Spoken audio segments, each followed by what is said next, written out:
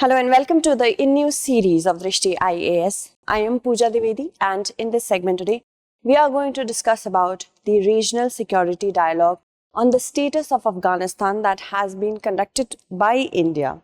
This topic is important from the perspective of prelims and also from the perspective of GS Mains paper 2. Let's begin with the topics of discussion that we are going to look at step by step.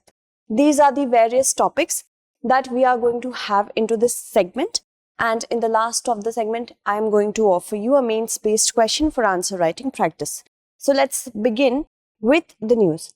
Now recently in the sense today and tomorrow, there will be the convening of a meet, that is the regional security dialogue, in order to talk about the deteriorating conditions of the people of Afghanistan and the security challenge that it poses not only to India but to the neighboring countries.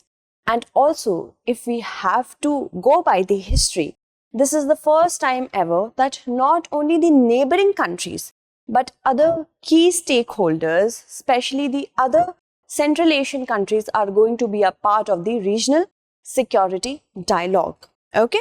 And this is an initiation by India, and as it is initiated by India, of course, India wants to exert more important role in the region. That means if any country will initiate any sort of dialogue, it wants to show that it is capable of have a leading role in the entire scenario. Now, India is going to be the country here. As you can see, we are going to cover from the news till the highlights, and after that we will go through every section. Now this is a map of Afghanistan which has been highlighted as the main country here, and as it has a border with so many countries, the regional security becomes important.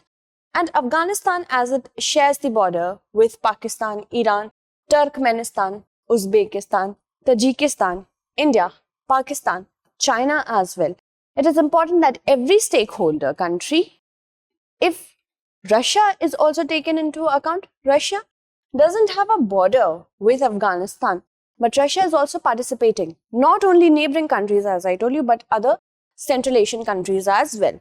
Let's move on. And as it was weighing heavy on the shoulders of New Delhi and the imagination of different countries about the conditions of Afghanistan, India took the initiative with the help of National Security Council Secretariat. And this is a NSA level meeting, National Security Advisor or Chief Security Advisor, as they are called by many names in other countries as well. That level of meeting this is. That means it's very important. It's a high level meeting. And it is chaired by the National Security Advisor, Honorable Ajit, Doval, and attended by the NSAs and top security officials from Iran, Kazakhstan, Kyrgyzstan, Russia, Tajikistan, Turkmenistan, and Uzbekistan. Now, China and Pakistan were also called to attend the meeting. They were called upon to do so. But Pakistan, not as a surprise, refused to be a part of this meet. And it would also actually surprise you that Pakistan parallelly is holding a meeting, a Troika meeting on Afghanistan tomorrow. And of course, Pakistan has made it very clear that it has allegedly said, it has said that India is actually the troublemaker in Afghanistan and not a peacemaker. So they, as a country, cannot engage with the troublemaker India. China did not attend this meeting because of scheduling issues, although it is set to have a meeting conducted on a bilateral basis with India. Although it will also be a part of the meeting when we talk about the meeting led by Pakistan. As you can see here, as the topic suggests of this article, a tale of two meetings, India and Pakistan to hold different conferences on Afghanistan this week. This is being known as Troika extended. So many countries will be a part of it. The major countries such as Pakistan, China, then USA will also be a part of it, and Russia will be a part of it. And because of the significance of the participation of these big countries, it is being said that India and Pakistan both are, although they have different narratives with respect to Afghanistan, they are equally important. Pakistan, of course, as a key communicator, interlocutor actually with the Taliban. So keep that in mind, Pakistan's significance here. And if we talk about India's security dialogue, then invitations, as I told you, it was sent to Pakistan, Iran, Tajikistan, Uzbekistan, and other key players. And the point of the entire meeting will be close consultation with respect to the situation of Afghanistan and greater cooperation and coordination as well. Now, India has actually outlined several issues with respect to the conditions in Afghanistan, specifically drug and human trafficking, radicalization and extremism through the borders of different countries, and spilling over of the extremism and radicalization in different countries. Similarly, the issues with respect to migration and terrorism will also be there. Let's move forward and talk about Tajikistan. Now, Tajikistan has assured full participation in all programs that aim to help the war-torn country, that is Afghanistan.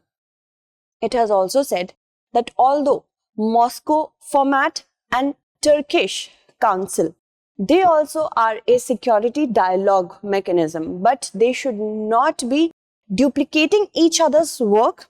They should be complementing each other's work. Keep that in mind. Moscow format and Turkish Council. Okay. Now, this is not the first time ever that a meeting has been held. When we talk about Afghanistan's situation, the first two meetings were held in 2018 and 19 in Iran. And in 2020, it was supposed to be held in India. But now this, because of the delay from the pandemic, this has held in 2021. And the situation in Afghanistan has took a 180-degree turn after that, right? So this meeting is very important because a more clearer and the inevitable picture which was supposed to come, it has formally come into being. Let's move forward and talk about the status of Afghanistan. Now, status of Afghanistan, the humanitarian conditions there are deteriorating day by day. Medieval ages have taken over in Afghanistan as it is being seen through the media.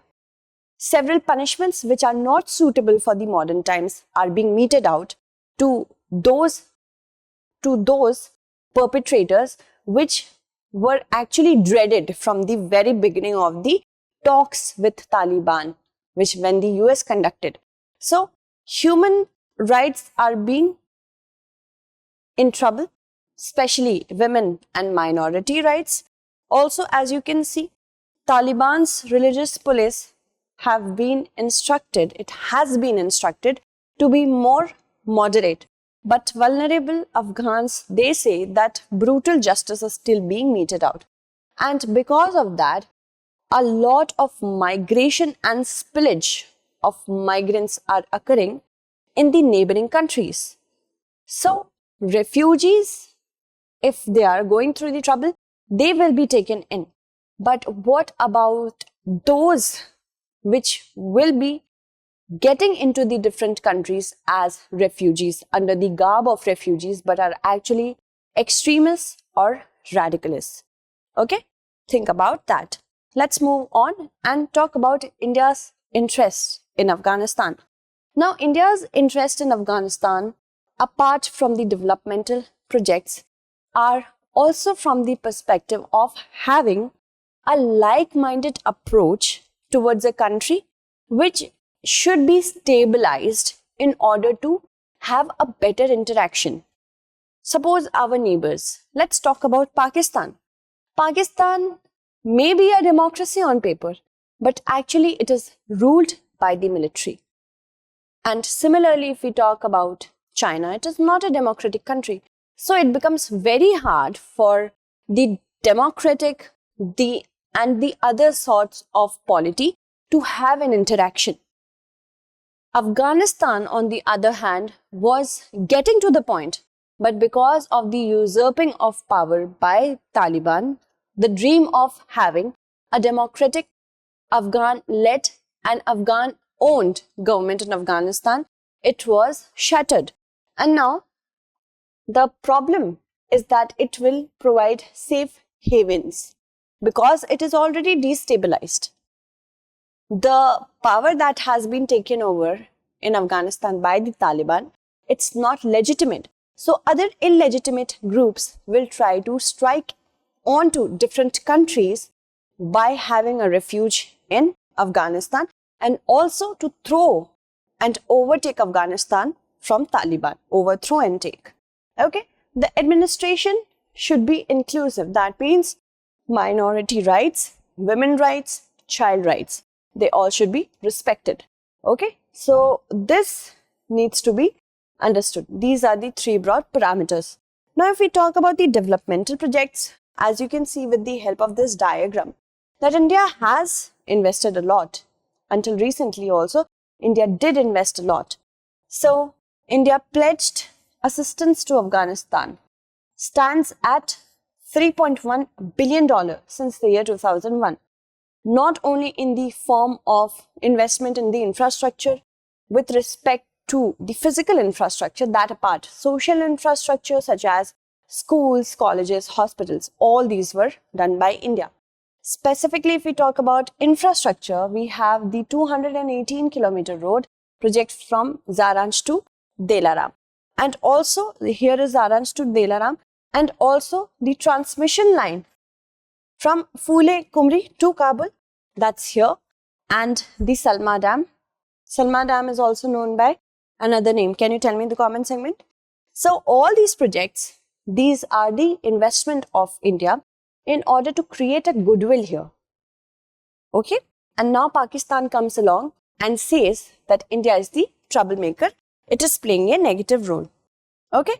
Now another point that we need to raise here is the development of Chabahar port, and that is from India to Iran, and then the Zaranj to Kabul infrastructure in Afghanistan that will provide India access to Afghanistan by bypassing Pakistan, and the Chabahar port, in order to become an integral part of the international north-south transport corridor, also needs to be preserved. So that is also another interest of India. Let's talk about the challenges. The biggest challenge right now is trust issues with the countries that are major stakeholders here, India, China and Pakistan. There is a lack of cooperation, and China and Pakistan have actually sent a message from not cooperating for this meeting that they do not consider India as a legitimate initiator of the conversation when it comes to Afghanistan. There is also a divergence of interest. Now, China, Pakistan, they have another sort of interest, that means to keep India challenged on the security front with the help of Afghanistan, in the sense that terrorists will be used as a strategic asset to have safe havens in Afghanistan in order to keep on striking against India, so that India keeps on its interest diverted to security issues and less on the developmental issues. Taliban's approach is also such that it is not publicly suitable for India to have a coordination with them. If they do not have a like-minded approach, public acknowledgement of Taliban will give them more power, and it will embolden the other terrorist groups as well. Let's move forward and talk about the way forward. First of all, we have to talk about the commons. The common interests are the same, not only for India, but for the other countries as well. That is terrorism, extremism. radicalization, drugs and human trafficking, counterfeit currencies. These all are the common areas where divergence issues should be curbed down. Importance of diplomacy has been undermined by Pakistan and China. If they are not attending the meeting, they are straightforward telling the entire members that they are not interested in diplomacy. Although bilateral diplomacy is welcomed by China, but multilateral is not. So how will there ever be a multilateral approach towards this common problem? So we need to never undermine the importance of diplomacy. Let's talk about our mains-based question. With respect to the current situation in Afghanistan, throw a light on the initiatives undertaken by different countries, especially India. It should be there, okay? Especially India to stabilize the situation, okay? So do practice this. That's it for today. Tomorrow we shall meet again with another segment. Until then, stay updated and thank you so much for watching.